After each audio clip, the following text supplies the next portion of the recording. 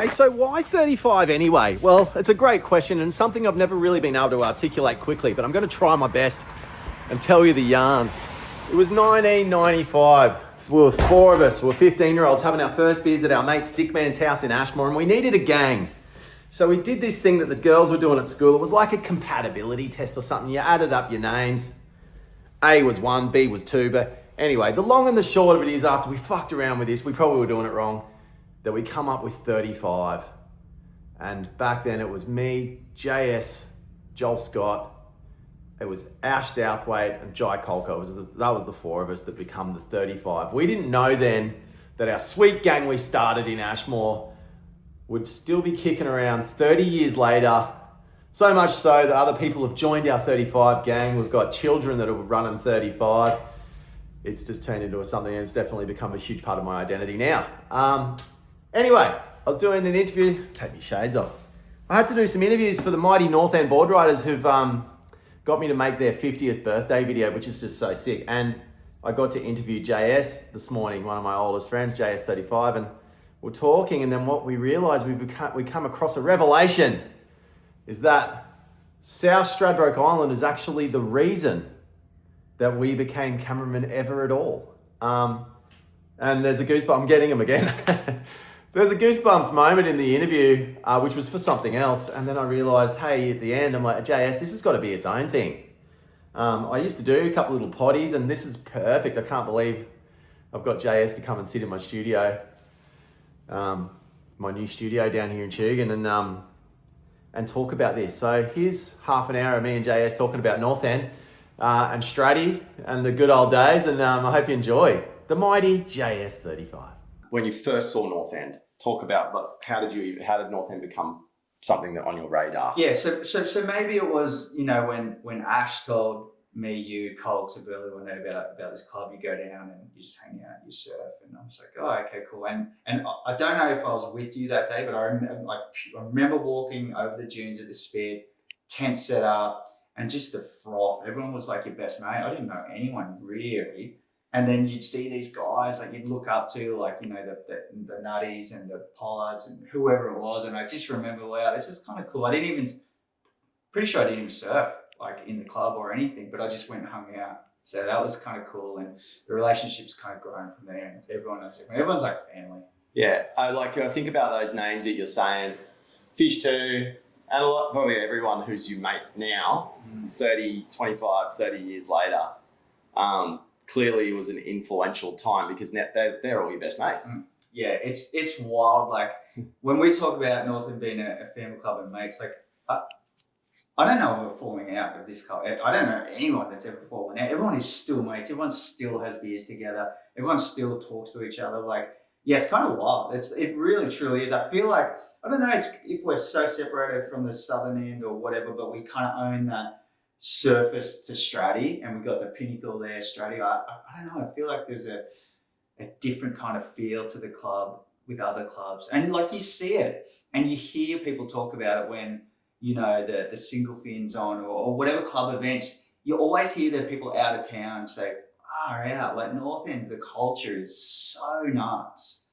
So I think that's definitely something to be proud of for the club. One of the Swellians gave us a good grab saying we're kind of like I can't remember what he said, but we're like the shitty working class dogged club.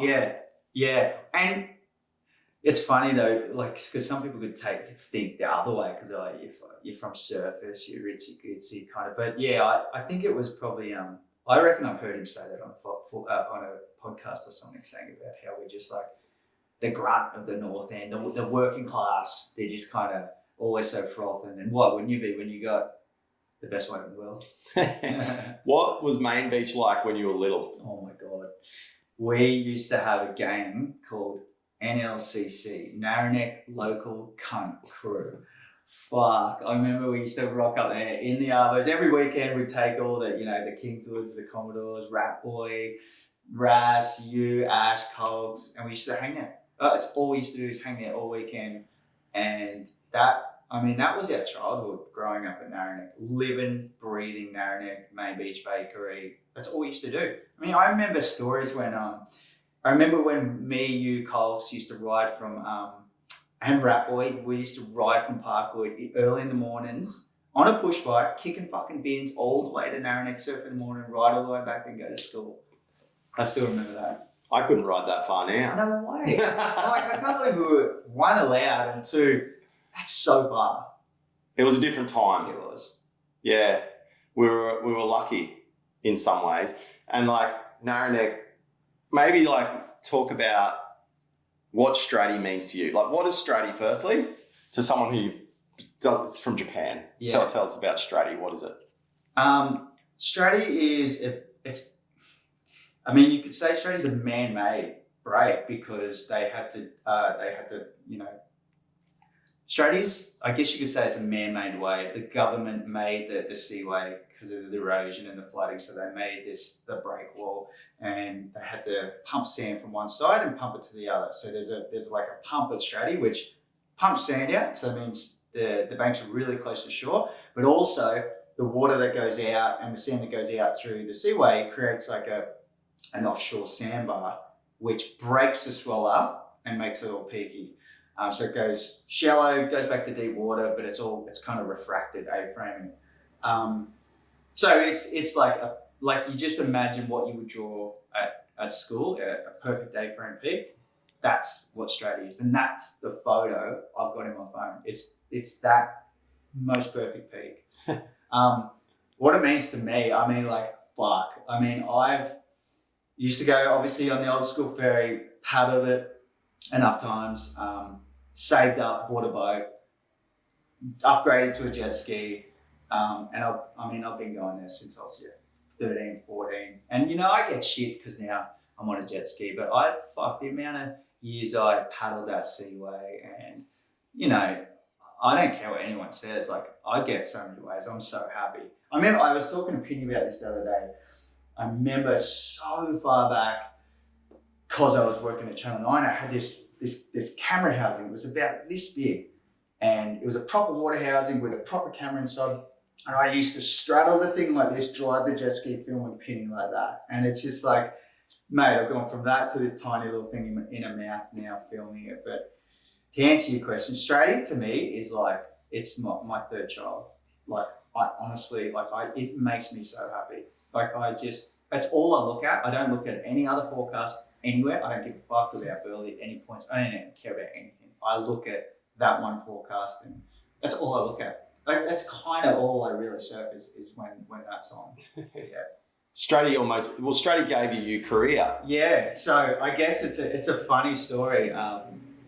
Straddy did give me my career. I think I was 15 at the time at school. Were you with me at that day? I wasn't with you that day. Oh, yeah, cool. So, long story short, yeah, Straddy pretty much gave me my career. I took my tinny over. It was an afternoon, and I remember paddling over in from the boat.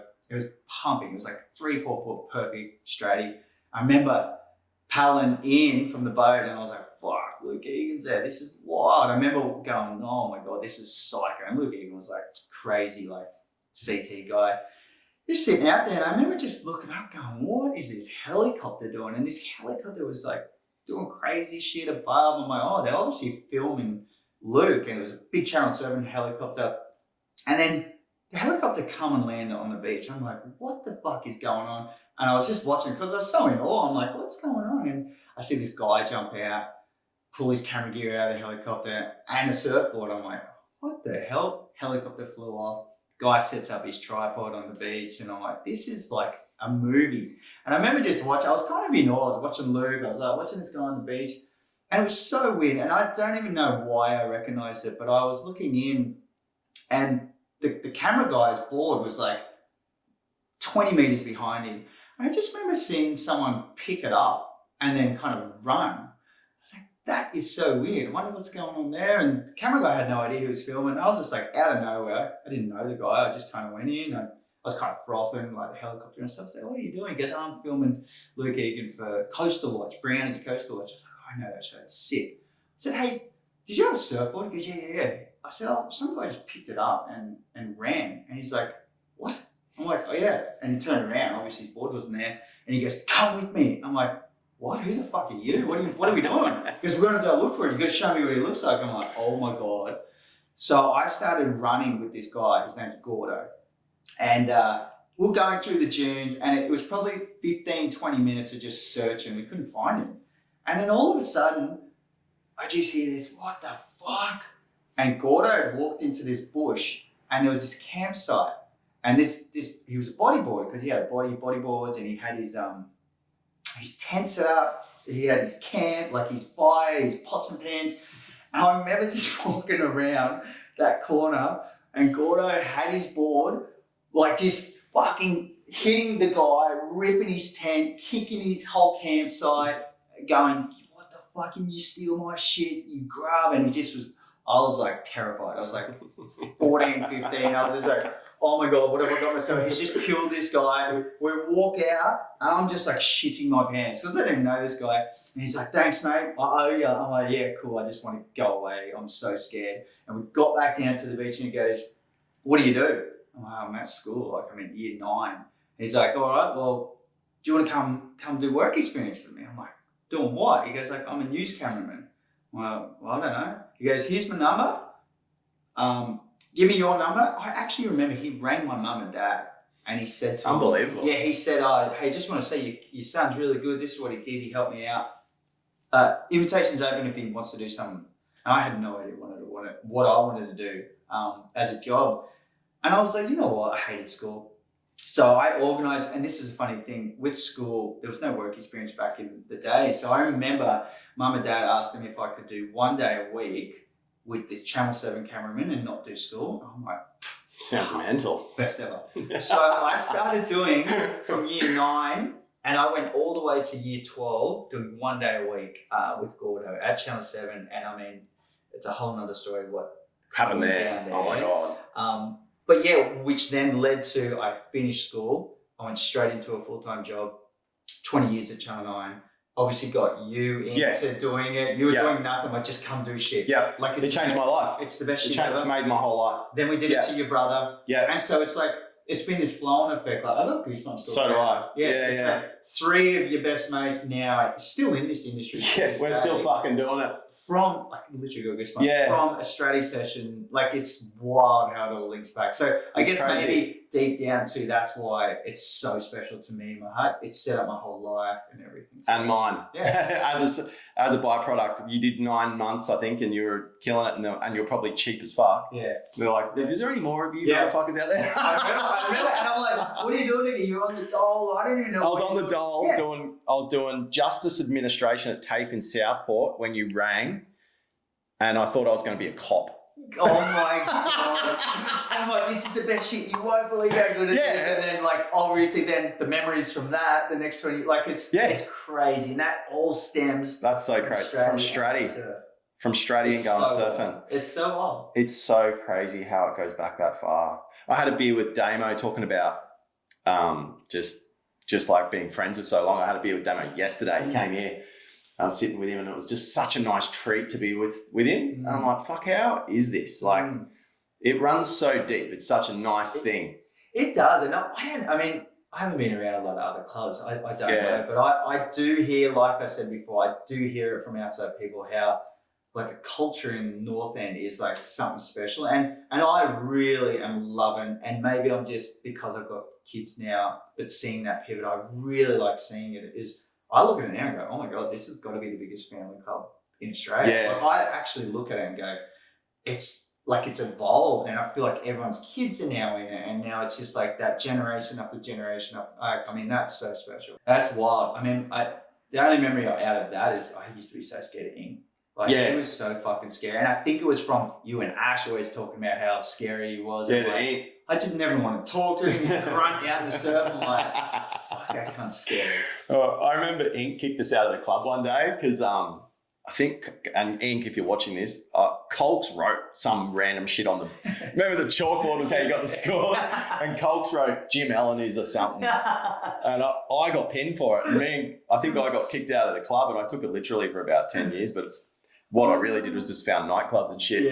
So I didn't want to carry any of the shit. I was such a cheeky fucker. Now I get there at fucking early, and it's unbelievable. What kind of people does North End attract? There's no dickheads. There's no one that I've heard that anyone even has a falling out with. Like, I feel like, again, like everyone's friends. Like, I honestly believe like everyone in that club is mates with everyone. Like, you know, sometimes I come where I'm not doing it as much. I'm like, don't know anyone, but everyone's so fucking nice. I'm just like, this club's, it's not going to change. One thing I'd love you to talk to is like, and we're almost done pretty much, I think.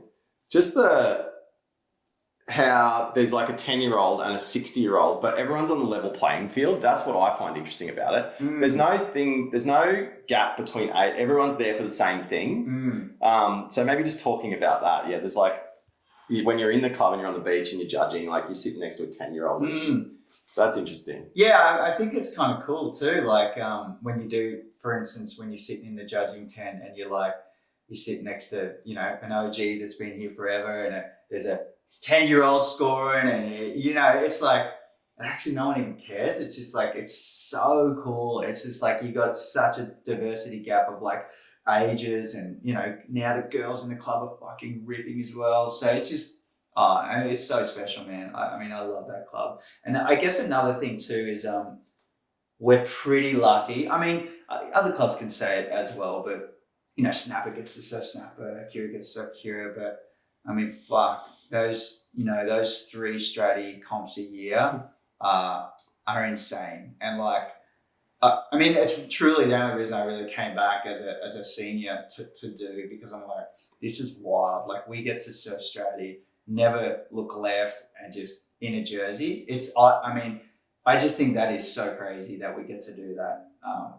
And I got a 10 paddle them, so fuck it. I was just gonna say, you'd get jet ski assist, wouldn't you, for that? No, it's so funny. Even the other day, I went and paddled and fucking had everyone pulling their phones out, writing me off, whatever. I love it. I fucking love it. But hey, I've got a 10 paddling in my head, and I'm like, done. Talk us through the wave. Kind of did. It's a bit controversial. It was. I remember. Yeah. Did you make it? I had matter in my head. I remember just going, well, okay, this is. It was like 4 foot, 5 foot, and I remember being out there. I got one okay score, and I remember just dropping down this thing, paddling, going, oh my god, I don't know how I'm going to get in this, and dropped down, pulled in the craziest bit. But I came out, and it spat me so hard, I kind of came out of my ass. And I'm like, fuck, that was probably one of the best waves paddling I've ever got. In a heat, I'm like, it's a 2 or a 10. I don't know how they're going to score it. And yeah, maybe they just gave it to me because no one expected me to paddle. But yeah, I got a 10. And I'm like, I've got 3 fucking angles of that. I can't believe I've got 3 angles of that clip. And I'm just like, I mean, how good's that? You get to surf the best wave in the world in a heat with, you know, no one around, and you get a 10. And I paddle. Where do you see the club in the next 50 years? I just think it's growing, and it's actually exciting. I think, you know, the old stalwarts, you know, want to be involved in the club and are helping the club grow. And like, there's so many good people in the club now. And like I said, I feel like the youth of the club is getting better. The girls are getting better. I mean, my hope is it's just going to get bigger and better. And I can't see why it wouldn't. Like I said, I can't see how there would be a falling out. I think everyone is so aligned. The culture's amazing. Yeah, I just think this club's going to go for another 50 years. I can't see why it would. It does feel like the club's got hit some kind of straps at the moment. I feel like there's an influx. And whether it's all the older crews' kids now are coming in, which is epic if that's the case. But I literally look at it. It was kind of funny when we had one of the prezos at the brewery. I'm like, oh my gosh, look at all the kids. Like, I was watching the awards going, I didn't even realize the club was this big. And like, I feel like the kids make up more than, you know, the adult side these days. That work story is actually fucking crazy. Like, when you said that, I'm like, oh my god, it all stemmed from there. It came, Stratty got us, changed our lives. Like, and for you did it, and then I was a byproduct. It all stems from Gorda. It's fucking insane. I remember being so petrified too with that, running through those dunes. I'm like, what is this cunt? Where is he taking me? And then he started bashing this kid with a fucking board, and I was like, holy fuck, this is so heavy, and then rode his fucking whole side off. And I just remember that kid was just looking up at him, thinking he was going to die. Yeah. Yeah, it was Probably so the wrong call stealing the board. Oh my God. And then coming back, and I didn't know what I wanted to do. Fuck, I had no idea. Nah. And then for that to turn into, like, even now, my boy is a cameraman and does the same. Like, it's so insane. Like, all from that day. And I reckon that's exactly why there's something in me that, I don't know, it's more than just a wave. I don't know. I think it's just so enriched in my, in my DNA from that. 100%. Yeah. And working at Hungry Jack's to save up for your tinny. Exactly. Literally, my goal, why I worked at Hungry Jack's is so I could buy a boat to get to Australia, because I didn't want to, one, pay for the ferry or two, paddle anymore. I was so over it. And yeah, having the boat, yeah, it's so sick. Fuck, there's so many memories from that place. It's the best. I've had some of the best times of my life over there. Yeah. Yeah. Ever camped there? I camped there twice. Once we got kicked out by the ranger, and the second time, I don't know if you were there, we had baked beans. Exploded, I was there. Rat boy, and then he got bashed by his dad.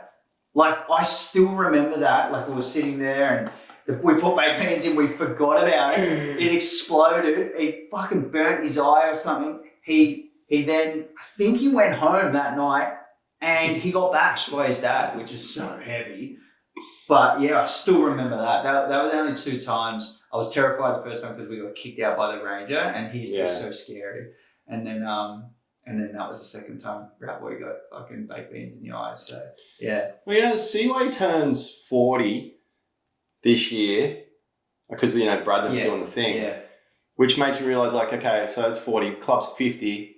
1976 North End started, so it was only about 8 or 9 years. And then Straddy was there. Yep. And there's some stories about those original dudes. I actually remember my brother, who was a keen surfer, and he's 7 years older than me, telling me about Straddy. I remember him telling me, saying there's this wave, it's a secret wave. And now looking back, it really was. Oh, fucking oath. You would never have gone across it because it's just a sand spit. Yeah. Like, never know. I think I've heard your brother tell that same story, later.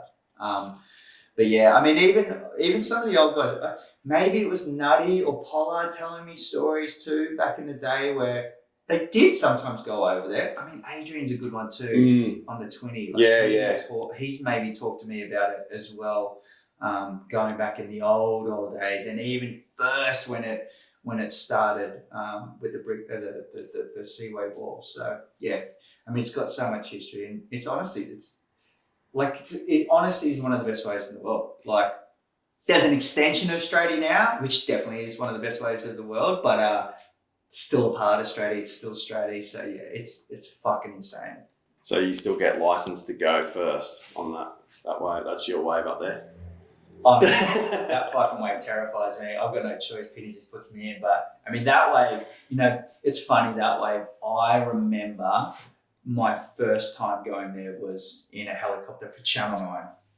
And I remember Hippo and Parko said, hey, we're going to this place. Do you want to come up? And this was so early. This was probably, I want to say 99, 2000, maybe 2001.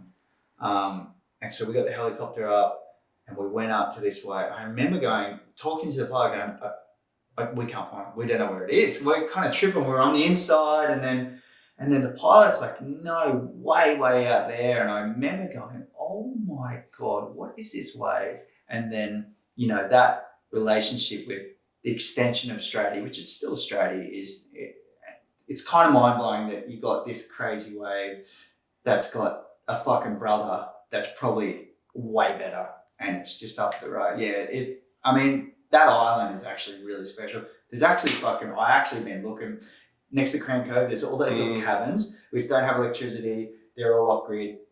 Mate, you can get one of them for $100,000. It's a 3-bedroom house. So I'm just like, fuck, imagine having something there for the rest of your life. Maybe less than that. You probably. Prices are less. Yeah. Yeah. But yeah, I think the island in general is special, and we're so lucky as a group of friends, and also so lucky as a club that we actually get to have club rounds there. And that's our local for all of us, which is insane. So what's next for you, man? How long are you going to be surfing Straddy for? Honestly, like I can't see why I'm not stepping off when I'm fucking 70, 80. I actually want to be doing that when I'm fucking 80. Like, as long as I can stand. I mean, I've probably got a similar stance and fucking style now, which I can't really do much, but if I can stand there, I mean, I'm good. But I might go broke because Penny definitely still hasn't paid for fuel by the time I'm 80. So maybe, I don't know, I might have to get in. Maybe it's my son that takes over. He's had a good run, Penny, really. I joke about it, and I actually don't care. But someone asked me the other day, "Is that serious?" I'm like, I swear to God, I would say, honest to God, it's been 26. I reckon for 26 years now, I've bought the jet ski, registered the skis, registered the trailers, done every service, done every fix, done every fuel fill up. And I'm not even lying. I think I'll be really generous and maybe 6 times in 26 years. He's given me any money for fuel. 26 years and that cunt. But at the end of the day, I'm so passionate and I love that place. And to be fair, I would pay that again for the ways he's got me and the experiences. And mate, it's so funny. We fight like fucking bitches out there too. It's really funny. But I actually look forward to it. It's like he's one of my best mates because we spend so much time together on a jet ski. So close personal quarters. I mean, we've gone through stressful situations. Oh my God, so much. Yeah. And it's just like to see him as my best mate's brother to now one of my best mates, from this tiny kid to who he is now. And we've had some it'd be really funny one day, and we have a lot of footage. You could almost kind of work out how much barrel time both of us have had, like time. I don't think anyone will ever beat that. Like, there's no way in the world. And what people don't see is the amount of times we've gone over, and it's absolute fucking horseshit. Yeah. No one sees it. That's 60-70% of the time. Yeah. Okay. But yeah, I would not trade that in for a single thing. I'll fucking keep paying Penny, don't worry. Yeah, he's got you. He's got you there because you love it too much. No. Yeah. What got you into stepping off? Did you see someone do it and get into it, or what made you do that kind of surfing? I think it was I remember back in the day, obviously filming all those boys. Like, I filmed 9 Mile Reef with Hippo, Parko, Rod Morgan, Rasta. I remember seeing them towing, and then the day of the jumping pin, they weren't towing; they were stepping off. I was just like, oh fuck, that seems so sketchy. But I think that was the first iteration, and then because Ty and all the boys were in the lifeguards, and they used the jet skis, and I just think me and Penny were like, I was like, fuck, I've got a bow, but I want to get a jet ski. Maybe we can do this. For the fact it's just faster, we get there quicker. And then it just evolved from that, because Penny was kind of like a pro surfer. So I think it probably would have been him, like, let's do this. This could be cool. I mean, no one used to do it. Like, maybe Squid, Dave McGrath. I mean, who else was doing it back then? I don't think there was really anyone. And look, we've probably fucking started a shitstorm, to be fair. But look, everything's a shitstorm now. Traffic, fucking crowds everywhere. I always still say to the boys, it's like, you can get frustrated, but like, you're still gonna get whatever wave you want. Like, like, for instance, I talk about this story. We're up at Straddy's brother, and I remember being up there, and it was pumping, and then Mick Fanning, Molly Pickering, rocked up in a boat with cameras and shit, and I still remember Squiddy just fucking straight out there and just started teeing off, like yelling at Mick and them telling him to fuck off, and like Mick was like, calm down, and ended up like resolving. But like, I think my point is, like, we still get whatever we want. Like, that's our home break. It's like, the guys out of Snapper still get whatever waves they want. So yeah, it's a bit annoying. But look, fuck, blame me. I don't give a fuck. Yeah, everyone's looking for someone to blame though at the moment. Yeah, just be. It's always someone's fault. So, so fuck, whatever. Like, look around. You can't drive without traffic. Like, I think we're so lucky. And you know what? To be fair, every year this happens to me and Penny, and it's usually Squiggy or Damo over there at the same time. We always get a session, I'm not joking, with 1 or 2 people, like completely on the beach, and it's absolutely pumping. And it still blows my mind. Every year we get it and we're like, I can't believe no one's here. Like, this is fucking insane. So it still can happen, and it's kind of cool. It brings back the old days. Fully. I think we're good, man. You feeling good there? Tons. Happy birthday, North End. Happy birthday, North End, Frothin'.